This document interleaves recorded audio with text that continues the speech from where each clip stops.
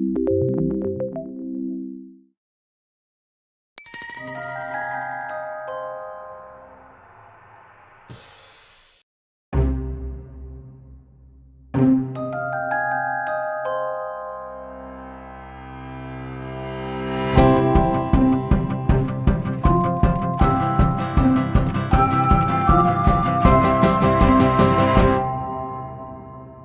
fiquei contente em ficar em casa sem fazer nada, aí fui convidado para trabalhar com uma firma de um amigo, corretor de imóveis, onde eu fiquei mais 27 anos trabalhando com corretor de imóveis.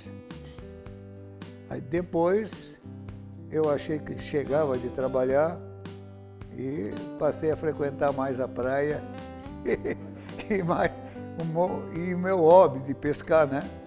Que até hoje eu ainda gosto de pescar. Não, eu sempre nadei, desde guri, desde a idade de 8 anos, que eu aprendi a nadar no Guaíba, eu morava na beira do Guaíba, né? na Tristeza, e eu comecei dali para cima, eu sempre tive contato com água, sempre nadando, sempre. Por exemplo, aquelas travessias que quando eu estava no Grêmio Náutico União, nós fazíamos a travessia a nado ali do União Antigo, quando ele era do lado de cá, até o portão central do Cais do Porto, que davam 2 quilômetros ali de natação ali de nada. Eu fiz 3 vezes aquela travessia. Nunca me coloquei assim em lugar de destaque, mas pela satisfação de completar as 3 vezes a travessia. E fui remador do União também, bastante tempo, eu remava bastante. E jogava polo aquático também, no Grêmio Náutico União. Nós tínhamos tinha o time principal e o time de treinamento. Então a nossa função do pessoal de treinamento era treinar o time principal, porque o União tinha um time muito bom de polo aquático. E aí eu tive a vida inteira praticando esportes, vários esportes. Salto de vara, eu também fiz salto de vara, depois eu fiz salto de trampolim, em todas as medidas possíveis. Nós tínhamos um professor muito bom no Grêmio Náutico União, e ele viu que eu gostava de saltar, me treinou, me acompanhava.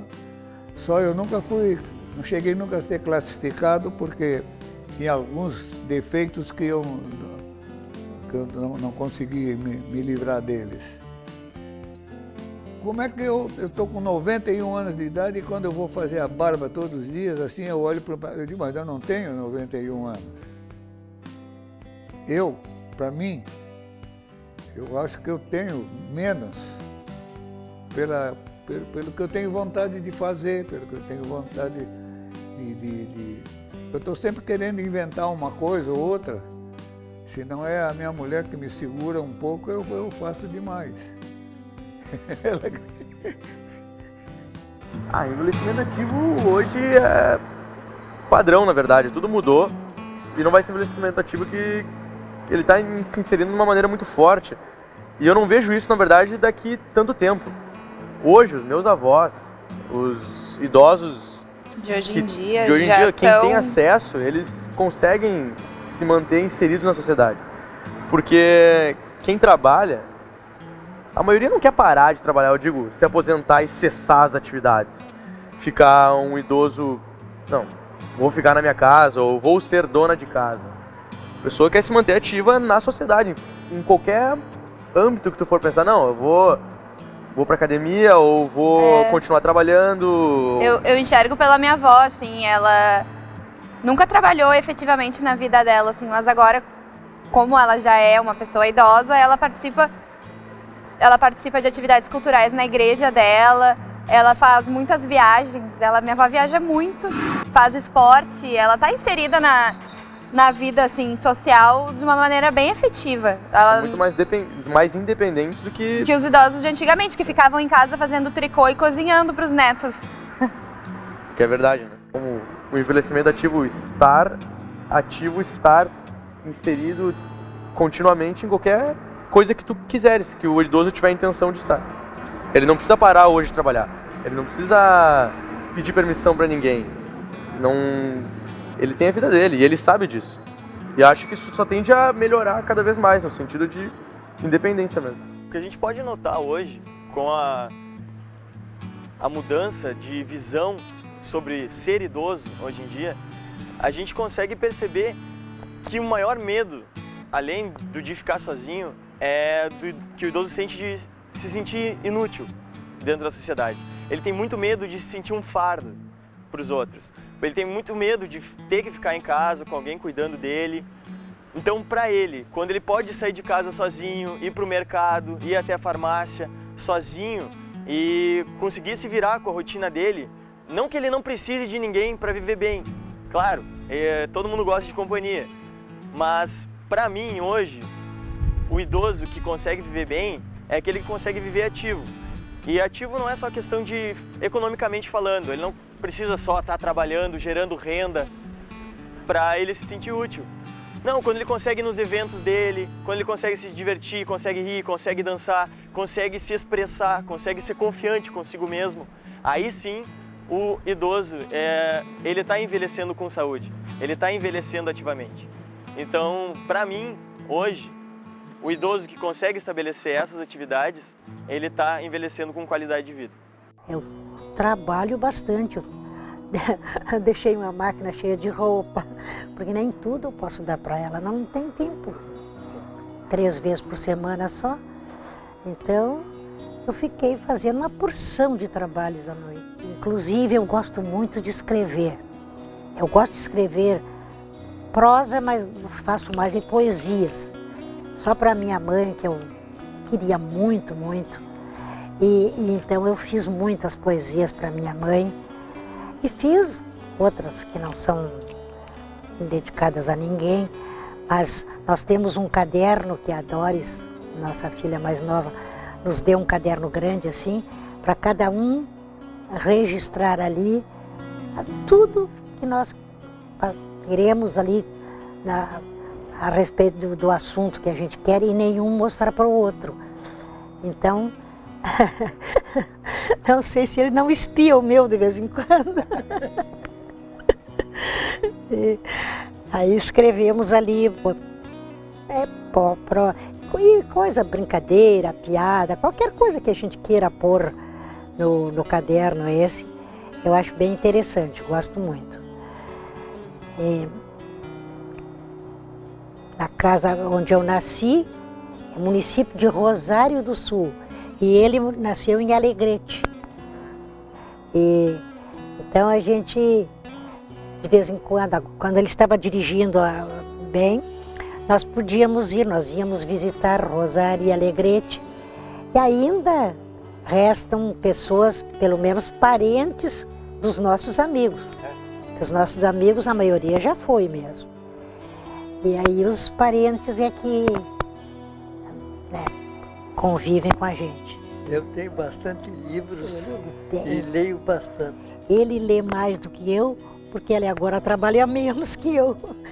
E eu quase não tenho tempo, mas leio também e gosto muito. Antigamente eu chegava a ler até quando faltava luz, eu lia com luz da lua. De tanto que eu não queria interromper a leitura, né? Olha, eu gosto muito de plantar, de cultivar flores.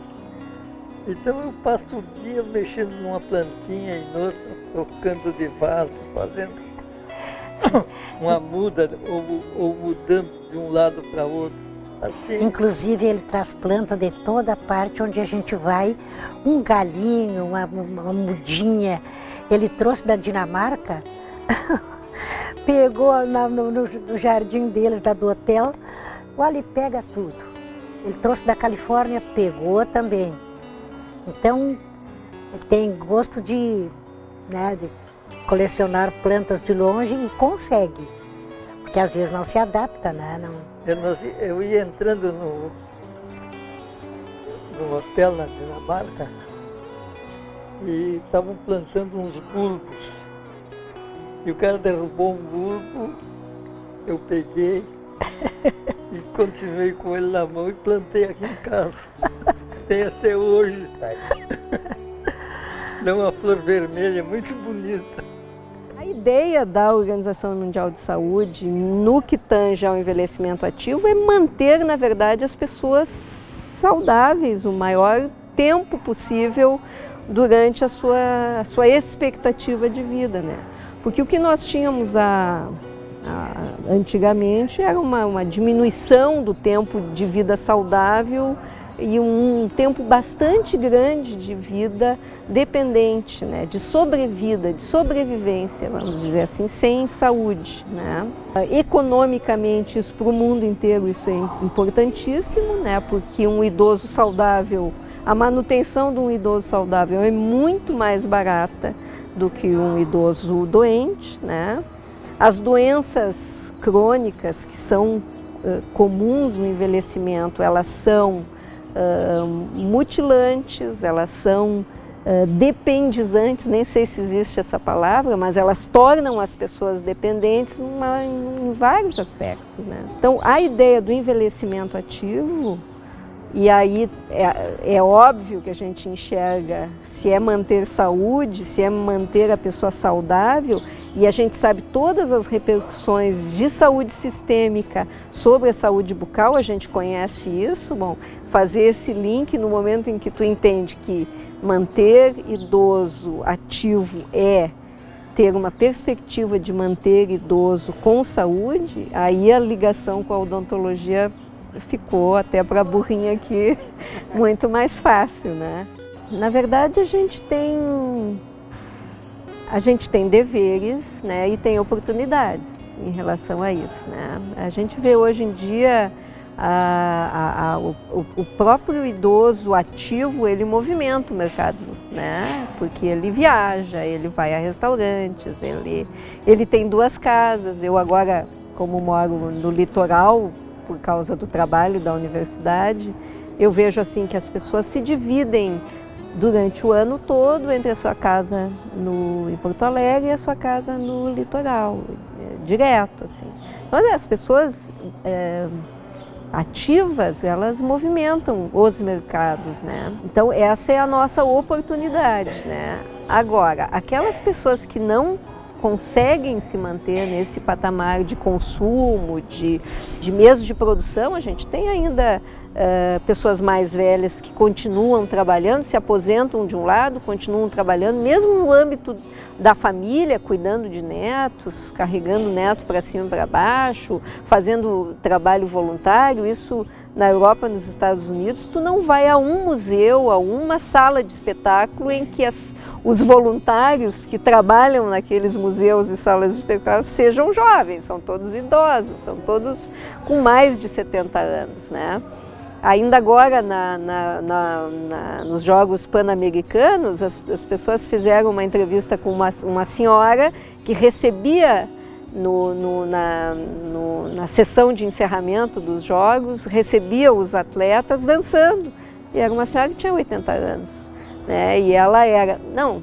o que a senhora fazia? Não, eu era bailarina.